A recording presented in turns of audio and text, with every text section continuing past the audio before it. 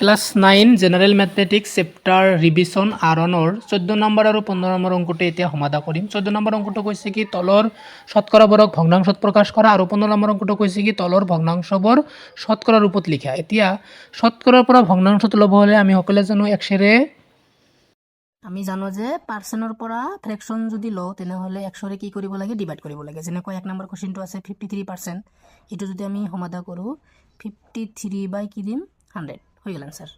সিমিলাৰলি 2 number অংকটো আমি কি লিখিম 50 বাই 100, এইটো আমি কাটিব পাৰোঁ 50 গুণ 50 50 2 গুণ 100, এইটো আমি তেনেকৈ কৰিম 1/2 ডিভাইডেড বাই কি আছে 100 আছে। তো এই অংকটো অলপ বেলেগ টাইপৰ হয় ন, 1টো থাকিব এই 2টো তলত আহিব 2 100 গুণ 200। সেম এইটো আছে যেনেকুৱা 0.01 ডিভাইডেড বাই আমি কি লিখিম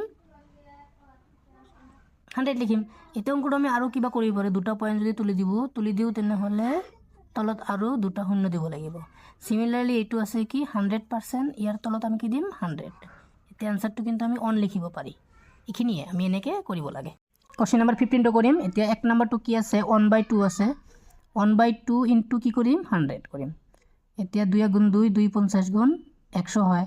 এতিয়া আমি কি লিখিম 1 50 গুণ 50 পাৰ্চেণ্টটো দিব লাগিব। সিমিলারলি আমি এইটো লিখিম কি আছে 1/4 আছে, 1/4 ইনটু কি লিখিম 100 লিখিম। 4 গুণ 4 4 25 গুণ 100, 1 25 গুণ কিমান হয় 25 হয়, এইটো পাৰ্চেণ্ট দিম। 3 নম্বৰ কোৱেশ্চনটো আছে কি 3/20, এইটো কি লিখিম ইনটু 100 লিখিম।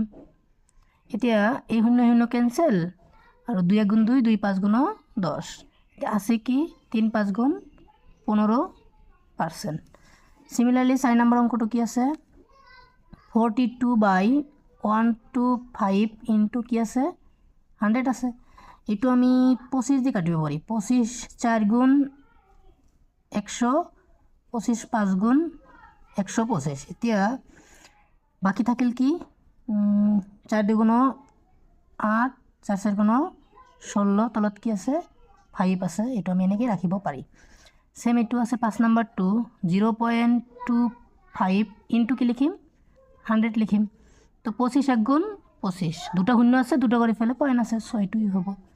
সেম এইটো আছে কি 1.25 ইনটু কি দিম আমি 100 দিম।